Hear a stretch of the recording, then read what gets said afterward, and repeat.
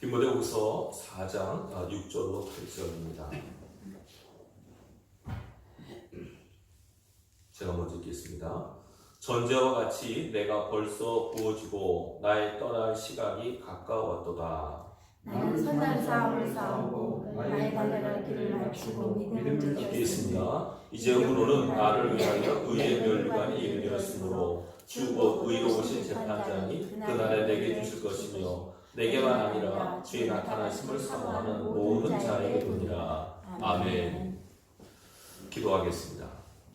거룩하신 아버지 감사합니다. 오늘도 저희들에게 하나님의 말씀으로 만나주심을 인하여 감사합니다. 기록된 말씀이 선포되는 중에 성령 하나님의 교통하심에 함께하여 주옵소서.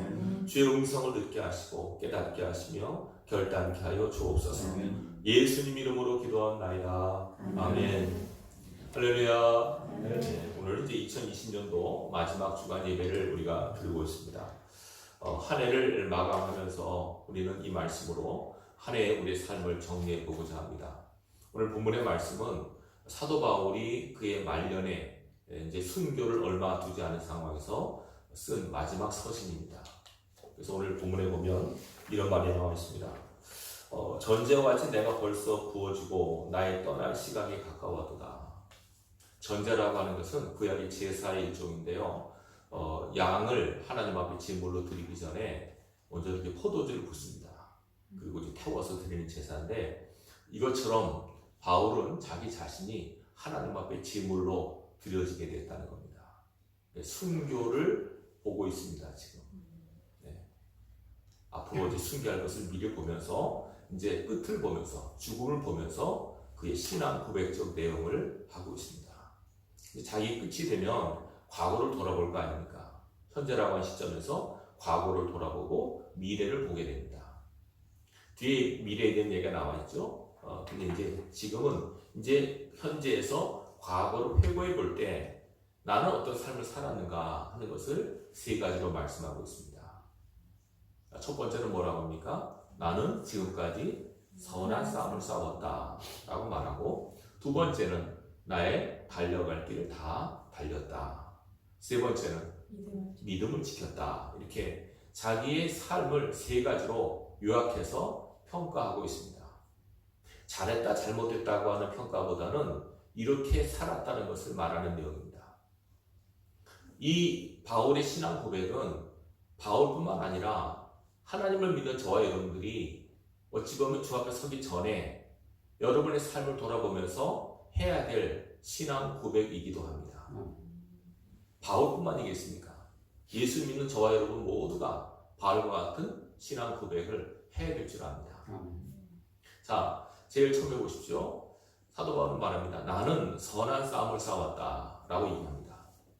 싸움을 싸운다고 하는 것은 별로 우리 기독교적 입장에서 이미지가 좋지 않죠.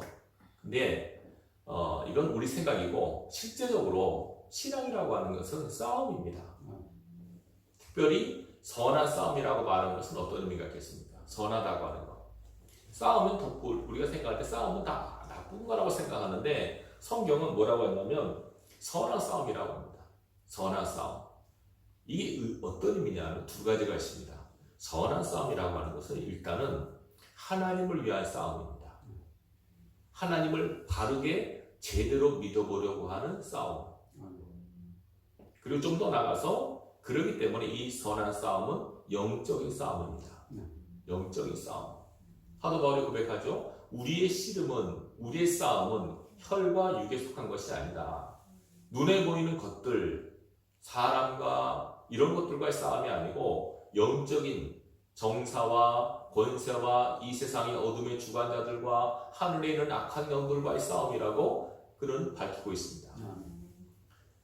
자, 이 영적 싸움을 잘 싸워왔다고 바울은 고백합니다. 그러면 바울뿐만 아니라 저와 여러분들도 마찬가지입니다.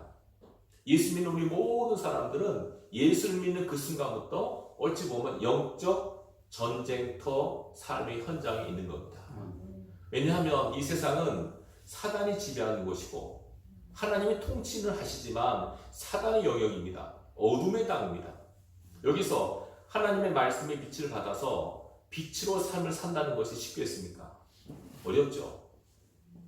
원리적으로 아무리 어두워도 빛이 있으면 환하게 밝혀지지만 그 빛으로 삶을 산다는 것, 빛이 빛을 발하기 위해서는 영적인 힘이 필요해요. 에너지가 필요해요. 여러분, 우리가 형광등이 있고 옛날에 촛불, 호로불 같은 거 있었지 않습니까? 여기 형광등이 빛을 발하기 위해서 전기가 공급이 돼야 되고, 호롱불 같은 것이 빛을 발하기 위해서는 반드시 기름이 공급이 돼야 됩니다.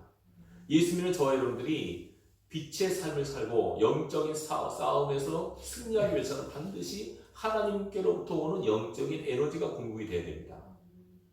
마음의 힘이 떨어져 버리면 영적 싸움을 싸울 수가 없어요. 이걸 우리가 잊지 말고, 나는 항상 영적 싸움을 싸우는 십자가의 군사구나 라고 하는 의식을 가지시기 바랍니다. 사실 교회 안에서 이렇게 영적인 얘기를 하면 이게 당연한 얘기인데 영적인 얘기를 힘들어하고 이해하지 못하는 분들이 있습니다. 근데 성경을 가만히 보십시오. 하나님은 영이시고 성경 전체 모든 내용이 영적인 내용입니다. 그렇기 때문에 육적인 삶을 살아가는 인간들이 영적인 부분을 이해한다는 것은 거의 인간의 이성으로 불가능하고 오직 하나님을 믿는 믿음으로만 가능합니다.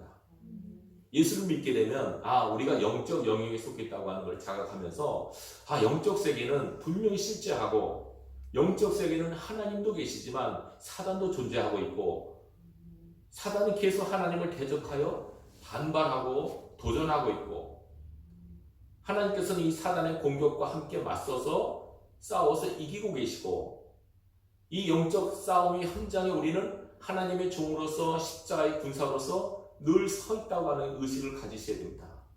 예수를 제대로 믿어보시면 얼마나 영적 싸움이 치열한 것인가를 알 수 있게 됩니다. 믿지 않고 또 영적이지 못하면 이런 부분에 대한 감각이 없습니다. 물론 모든 것이 다 귀신의 역사 아니 이런 건 아닙니다. 그러나 적어도 영적으로 깨어있는 분들은 내가 제대로 하나님 앞에 바른 신앙하기 위해서 영적 싸움이 대단히 치열하구나 하는 것을 깨닫게 됩니다.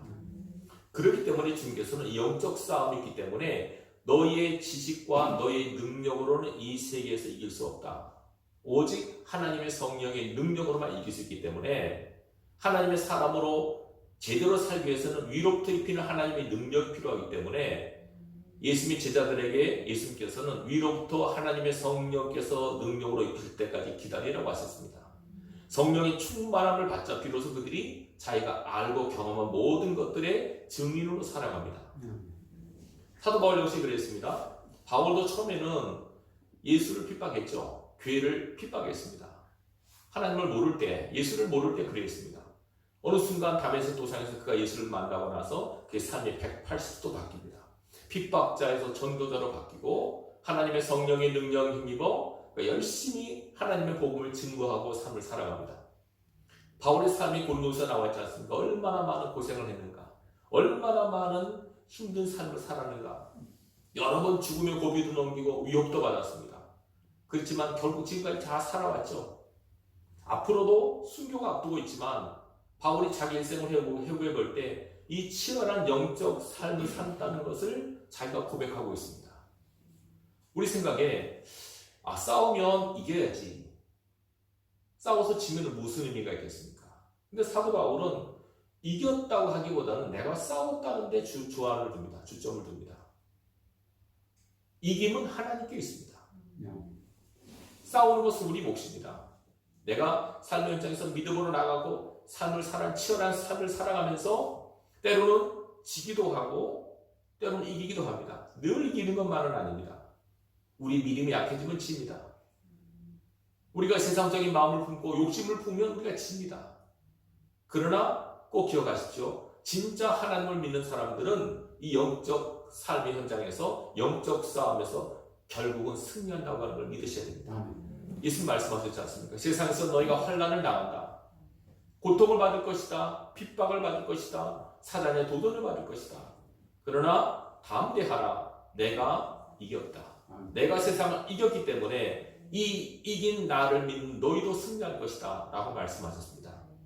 여러분 한 해 동안 삶을 돌아보면서 많은 영적인 싸움을 했던 순간들을 기억하실 겁니다. 때로는 이기기도 했고 때로는 지기도 했습니다. 그러나 평가는 여러분들이 하지 마시고 하나님께 맡기세요. 아멘. 말씀드렸지만 바울은 내가 싸웠다고 얘기했잖아요. 선한 싸움을 싸웠다고 얘기했지 내가 꼭 이겼다고만 얘기하지 않았습니다. 이김은 하나님께 있습니다. 싸우는 것이 중요합니다. 그렇기 때문에 우리가 잘 싸웠다고 하는 이 신앙 고백.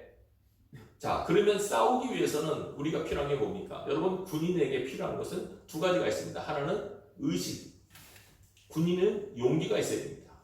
군인으로서의 군기라고 하죠. 이런 것이 있어야 되고, 두 번째는 잘 훈련된 또 숙련된 솜씨와 무기가 필요합니다. 하나님께서는 이것을 위해서 우리를 연단시키십니다. 담대한 믿음을 주시고 많은 환경을 통해서 우리 믿음을, 우리 마음을 강하고 담대하게 만들어 가시고, 무엇보다 성령의 은사를 통해서 우리에게 능력을 부어주십니다. 여러분 잘 기억하십시오. 사도 바울이 에베소에서 우리가 어떻게 영적 싸움을 싸우냐 하는 것을 우리에게 알리기 위해서 무장하는 것을 말씀하죠.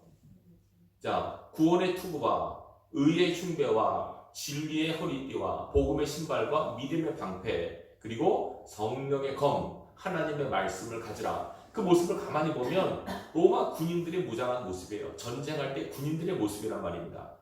이런 모습으로 너희가 싸운다는 것을 잊지 말아라. 그래서 우리가 이 싸움을 자각하고, 이기는 것은 하나님께 있고 우리는 이 무장을 해서 싸우는 싸움이 현장에서 달려나가서 싸워야겠구나, 부딪혀야겠구나 라고 여러분 생각하셔야 됩니다. 그래서 우리가 무장할 것은 무기가 뭡니까? 우리가 입은 그 갑옷 중에서 유일한 무기는 하나님 말씀입니다. 여러분 하나님 말씀을 가까이 하시고 읽고 묵상하고 암송하시고 내 것으로 만드시고 그 말씀을 따라 삶을 살아가시기 바랍니다. 이게 능력입니다. 예수님께서 40일 동안 시험 받으실 때 무엇으로 마귀의 유혹을 이기셨습니까? 말씀으로 이기셨습니다. 우리에게 중요한 도전을 주지 않습니까? 오늘도 사단이 우리에게 유혹할 때, 우리의 마음을 꼬드기고 우리의 마음을 힘들게 할 때 이기는 유일한 비결은 하나님의 말씀임을 기억하십시오. 말씀과 기도만이 영적 싸움에 승리할 수 있는 유일한 무기임을 믿으시기 바랍니다. 그래서 성경은 계속 기도하라고 하는 겁니다. 여러분. 기도가 단지 우리 손을 아래고 문제 해결할 수 있는 방법적인 면이 아니고, 기도는 영적인 무기입니다. 능력을 공부하는 힘입니다. 기도하고 말씀으로 무장해서 영적 싸움의 승리자가 되라고 말합니다. 여러분 한 해 동안 많은 싸움을 싸우셨으라고 생각이 됩니다. 지기도 하고 이기기도 하고, 때로는 이 싸움에서 부상도 나갑니다. 마음의 상처도 있고, 물질적 손해도 보고, 사람과 관계에서도 어려움도 당하고. 왜냐하면 군인은 부상을 당하게 되어 있습니다. 여러분, 부상한다는 군인이 어디 있습니까? 절대로 죽지는 않습니다. 우리는. 그러나 찔리기도 하고, 때로는 터지기도 하고, 쓰러지기도 하고, 넘어지기도 합니다. 그러나 아주 죽지는 않습니다. 왜? 주님이 붙들고 계시기 때문에. 또 주님이 치료하시고 또 이렇게 세워주시기 때문에 결국은 이 싸움에서 우리가 믿음으로 인내하고 담대히 나가기만 하면 결국은 승리한다고 하는 걸 기억하시기 바랍니다. 여러분 한 해 동안 잘 싸우셨습니다. 지금까지 여러분 삶을 돌아보셨을 때 많은 치열한 싸움을 합니다. 잘 싸우셨습니다.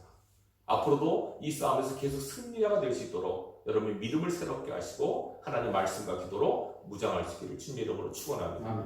두 번째는 뭐라고 얘기합니까? 달려갈 길을 마쳤다. 아까가 군이라는 이거는 경주자로서 자기를 봅니다. 경주자로서. 성경에 뭐라고 합니까? 자, 경주하는 일을 비유해서 우리 신앙을 말합니다. 자, 경주하는 사람들은 무엇을 목표로 경주를 합니까? 1등을 목표로 상을 바라보지 않습니까? 근데 세상적인 경주는 1, 2, 3등 안에 들어야만 상을 받아요. 근데 성경은 뭐라고 하냐면 바울이 말하죠. 달려갈 길을 다 마쳤다는 거죠. 그리스도인의 경주는 내게 주어진 그 길을 다 달리는 거. 끝까지 완주하는 데 있습니다. 절대로 속도가 중요하지 않습니다. 빠를 수도 있고 느릴 수도 있습니다. 제일 중요한 것은 방향입니다. 내가 지금 어디로 가고 있는가? 바로 가고 있는가? 여러분 자신을 늘 스스로 점검하는 은혜가 있기를 바랍니다. 우리가 스스로를 점검하지 않으면 안 됩니다. 내가 지금 가고 있는가? 제대로 가고 있는가? 아니면 서 있는가? 멈춰 서 있는가? 바른 길에 내가 서 있는가? 바른 길로 가고 있는가? 안타까운 것은 지금 많은 사람이 달립니다. 물론 각자가 모든 사람이 똑같은 길을 가는 건 아닙니다. 다 다른 인생이 있고 다른 길이 있고 삶의 다른 영역들이 있지만 궁극적 우리의 목표 지점은 하나입니다.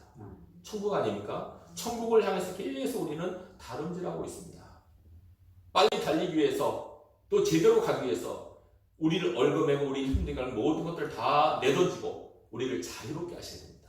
여러분 달리는 사람이 뭘 옷을 두껍게 입든지 짐을 갖고 있으면 얼마나 못 달립니까? 힘듭니까? 그러니까 최대한도 여러분들이 짐을 가볍게 하셔야 됩니다. 가진 것을 내버리고 가볍게 해서 여러분의 인생의 신앙의 경주를 은혜롭게 할 수 있도록 애를 쓰셔야 됩니다.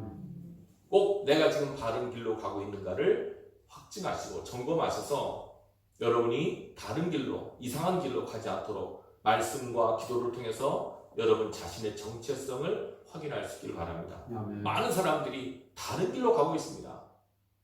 넓은 길, 편한 길, 십자가가 아닌 길, 그 길을 달려가면서 나는 잘 살고 있다고 자평하는 사람들이 있는데 옳은 게 아닙니다.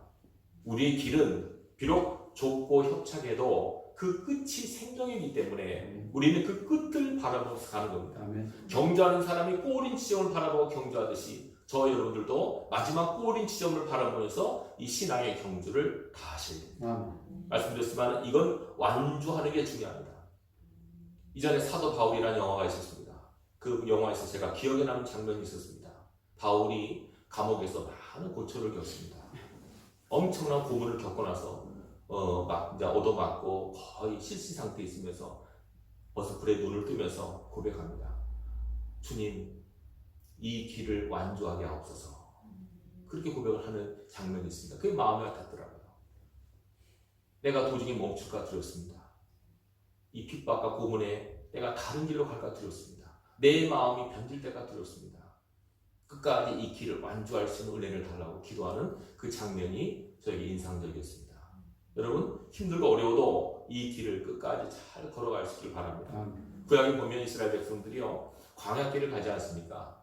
근데 광야길을 가다가 그들이 시험에 드는 거예요. 자꾸 뭐라고 기록됐냐면 길로 인하여 그들의 마음이 상해요. 어느 길을 지나가려고 하는데 다른 나사 막아서 못 가게 하고 또 하나님 인도하신다고 하는데 빙 돌아서 가고 한참 가다 보면 또 제자리에 와 있고 그러니까 헛산 것 같고 이상한 뭐 내가 열심히 살았다고 하는데 잘못 산 것 같고 헷갈리는 겁니다.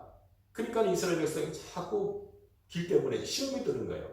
여러분 우리에게 주어진 인생 길로 인하여 시험 들지 마세요. 절대로 남의 길과 비교하지 마세요. 그 사람은 그 사람의 길이 있고 나는 내 길이 있습니다. 내게 주어진 인생의 길을 여러분 잘 걸을 수 있길 바라고 잘 달려갈 수 있길 바랍니다. 아멘. 그리고 최종 평가는 하나님이 하십니다. 아멘. 어찌 보면 이 바울이 자기 스스로의 삶을 이렇게 회고하는 것도 평가 아닙니까? 나름대로 자평하는 거죠. 자평. 네? 평가는 세 가지가 있습니다.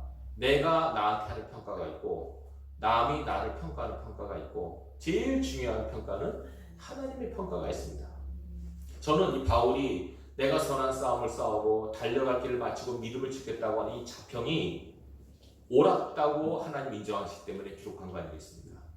바울아 너는 그렇게 생각해도 내가 볼 때는 아니야. 그러면 기록 안 했었을 거예요. 근데 바울의 이 신앙 고백이 내가 선한 싸움을 싸우고 나의 달려갈 길을 마치고 믿음을 지켰다고 하는 이 신앙 고백이 하나님께서 보셨을 때도 맞아. 내가 생각한 너의 인생이 내가 봐도 맞아. 하셨기 때문에 성경으로 기록한 겁니다. 그리고 이 말씀은 바울처럼 하나님을 믿고 예수 믿는 저와 여러분들이 삶의 모습을 그대로 보여주고 있고 어떻게 삶을 살아야 되는가를 그대로 보여주고 있습니다. 여러분 지금까지 여러분 열심히 싸워오셨고 여러분의 길을 달려오셨습니다. 앞으로도 그 길을 끝까지 완주할 수 있도록 하나님께 믿음으로 기도하시고 인내로 승리하기를 바랍니다. 세 번째는 뭐라고 말합니까? 믿음을 지켰다는 것. 이거 청지기의 삶을 살았다고 말합니다. 하나님이 내게 주신 것이 있습니다. 내게 주신 선물이 많이 있지만 제가 지난 성탄절로 말씀드렸죠. 자연도 선물이고 예수님도 선물이고 성령도 선물이고 이 성령을 믿게 하고 예수를 믿게 하고 성령 안에 있게 하는 믿음이 선물이에요. 그래서 믿음이 가장 중요해요. 그리고 좀 더 나아가서는 믿음을 담는 마음이 중요해요. 이 잠언에 뭐라고 말합니까?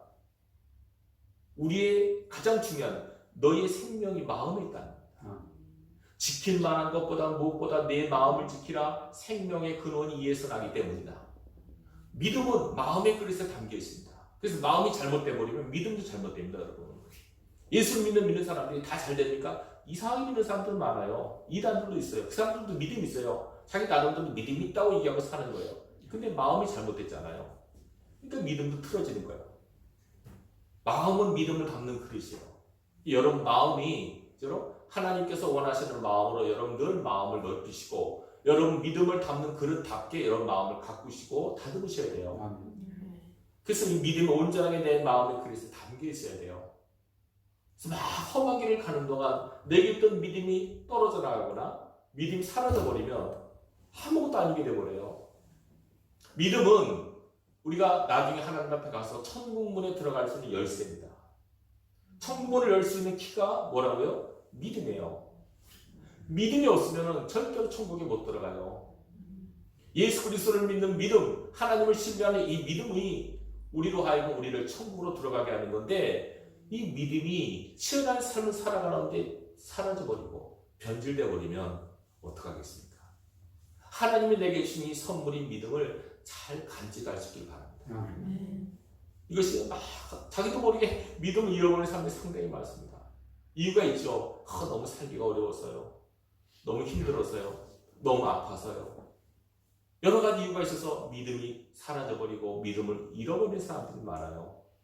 누가복음 3장 보면 예수님 12살 때 사건이 있지 않습니까? 예루살렘 명절에 그 6월절에 예루살렘에 와서 부모님과 같이 어린 예수님 같이 왔어요.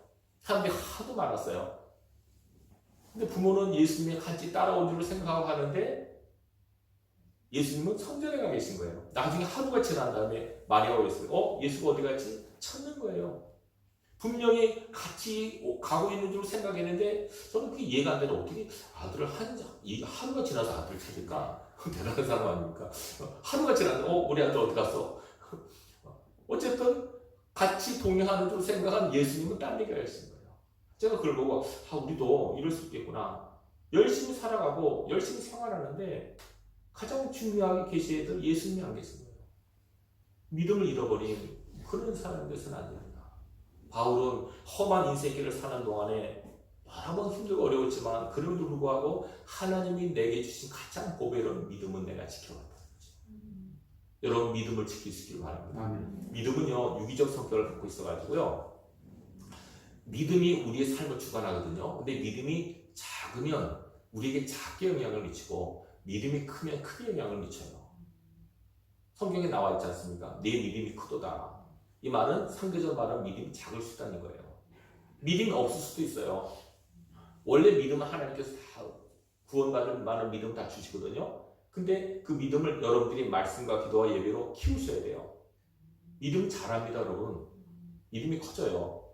반면에 말씀과 기도, 예배에 게을리하면 믿음이 점점점 작아져요. 제가 목사로서 경험하지 않습니까? 한 주간 빠지고 두 주간 빠지고 세 주간 성도들이 빠져버리잖아요. 어떤 이유든지 예배를 못하게 되면 믿음이 점점점 줄어드는 걸 느껴요. 저를 만나는 성도의 표정이 달라져요. 한 주간 빠지면 미안해요. 두 주간 빠지면 피해요. 세 주간, 네 주간 빠져보면 이제 남보듯 하는 사람들이 있어요. 그렇게 돼버리는 거예요. 자기도 모르게.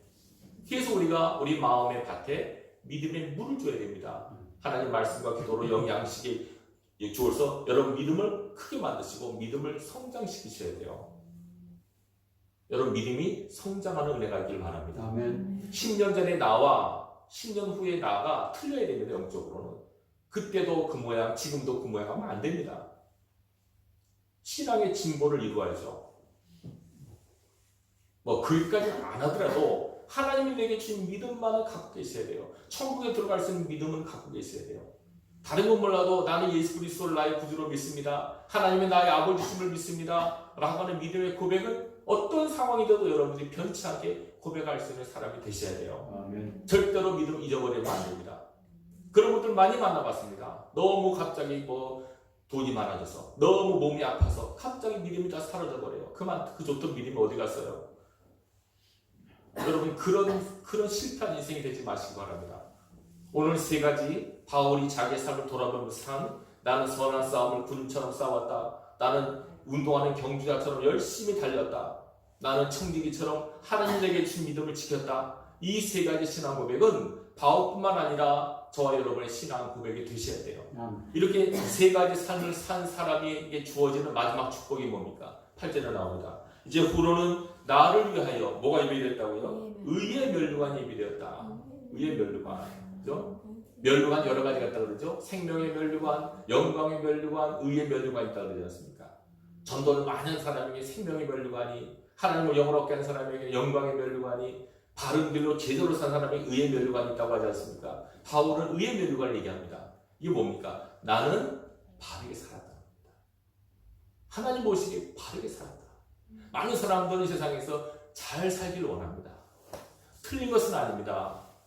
그러나 성경에 말씀하는 잘 산다고 하는 것은 뭐냐면 돈 많게, 건강하게, 여유넉넉하게 그렇게 사는 것도 있겠지만 성경에 말씀하는 잘 사는 거라고 하는 것은 하나님 말씀대로 사는 것, 즉 바르게 사는 걸 말합니다. 모든 것이 어그러져 버리는 세상 가운데서 바른 길, 바른 삶을 선택해서 여러분 걸어갈 수 있길 바랍니다. 바른 길을 살았기 때문에 사도 바울은 나는 바르게 살았어 나름대로. 하나님도 인정하셨습니다. 그래서 이제는 내가 저 앞에 서는 그날에 주님이 내게 의의 멸류관을 씌워주실 거야. 상 주시는 하나님을 바울은 바라봤습니다. 꼭 기억하십시오. 우리가 믿는 하나님은 하나님 말씀대로 산 저와 여러분에게 반드시 상급으로 응답하신다고 약속하셨습니다. 네. 상 주시는 이심을 바라봐야 한다고 말씀하고 있죠. 여러분 앞에 저와 여러분을 앞에 기다리고 있는 상을 믿음의 눈으로 바라보십시오. 상을 보고 상을 향하여 열심히 신앙의 경주를 하는 저와 여러분들에게 하나님께서 약속된 말씀에 따른 상을 우리에게 주실 것입니다. 뭐라고 얘기합니까? 나오셨습니까? 그날에 내게 주실 것이며 내게만 아니라 주의 나타나심을 사모하는 모든 자에게도니라. 바울만 맞는 게 아니라 바울처럼 삶을 산 사람, 예수님을 바로 제대로 믿는 사람이 저 앞에서는 그날에 주께서 주실 영원한 상급과 축복임을 말씀하고 있습니다. 여러분 하나님 앞에 상급을 기대하시고 오늘을 살아가시기 바랍니다. 가장 중요한 이 바울이 자기 자신을 보는 자평하는 것, 제일 중요한 건 자평보다도 하나님의 평가가 더 중요합니다. 그래서 일단 여러분 스스로 평해보세요. 나는 한 해 동안 어떻게 살았는가? 나는 선한 싸움을 싸웠는가? 나는 제대로 내 인생길을 달려가는가? 하나님 주신 믿음을 내가 지켜왔는가? 스스로 평가해보시고 하나님 앞에 올려보시기 바랍니다. 하나님, 내가 이렇게 살았는데 내 삶의 성적표가 어떻습니까? 합격입니까? 불합격입니까? 뭐 상 같은 것까지 안 그래도 합격만 해도 얼마나 감사합니까, 여러분? 내 인생의 성적표가 우리 앞에 펼쳐지는 그날에 여러분의 천국문에 들어갈 수 있는 합격 통지서를 받을 수 있도록 잘 사셔야 됩니다. 믿음으로 산다는 것이 이겁니다. 바로 하나님께서 원하시는 삶을 살아서 주 앞에 서는 그날에 주께서 내가 너를 이 세상에 보낸 목적을 내가 다 이루었다. 너는 열심히 싸웠고 잘 달렸고 잘 지켰구나. 그 평가를 해주실 주님, 그 주님을 바라보면서 신앙의 경주를 내년에도 열심히 해갈 수 있길 바랍니다. 올 한 해 여러분 하나님 앞에 수고하셨고 오늘 사도 바울의 고백이 여러분의 고백이 될 수 있길 바랍니다. 상 주신 하나님께서 여기에 있는 모든 분들 똑같은 상급으로 응답하시고 축복할 줄로 믿습니다. 기도하겠습니다. 하나님 아버지 감사합니다. 오늘 말씀을 함께 나눴습니다. 바울은 자기 인생을 돌아보면서 세 가지로 평가합니다. 주여 이 바울의 평가가 우리 자신의 평가가 되게 하시고 하나님의 평가가 되게 하실 줄로 믿습니다. 아버지 하나님 영적인 싸움을 싸웠습니다. 내 길을 열심히 달려갔습니다. 청지기처럼 하나님 주신 믿음을 지켰습니다. 아버지 이 신앙 고백이 나의 신앙 고백이 되게 하실 줄로 믿습니다. 주 앞에서는 그날에 이런 평가에 대한 합격 점수를 받을 수 있는 우리 모두가 되게 하여 주옵소서. 예수 이름으로 기도합나이다. 아멘. 합격과 620장 여기에 모인 우리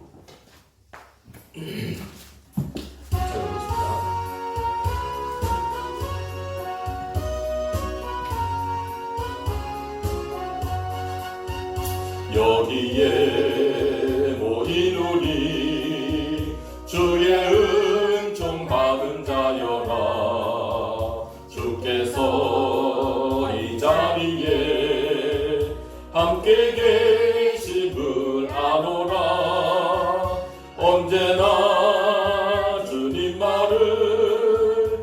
찬양하며 따라가리니 시험을 당할 때도 함께 계심을 믿노라. 이 믿음 더욱 굳세라. 주가 지켜주신다. 어두운 밤에도 주의 밝은 빛 인도하여 주신다. 주님이 뜻하시니 헤아리기 어렵더라도 언제나 주 뜻 안에 내가 있음을 아노라. 사랑과 말씀들이 나를 더욱 새롭게 하니 때로는 넘어져도 죄의 승리를 믿노라. 이 믿음 더욱 굳세라. 주가 지켜주신다. 어두운 밤에도 주의 밝은 빛 인도하여 주신다. 여기에 모인 우리 사랑받는 주의 자녀라.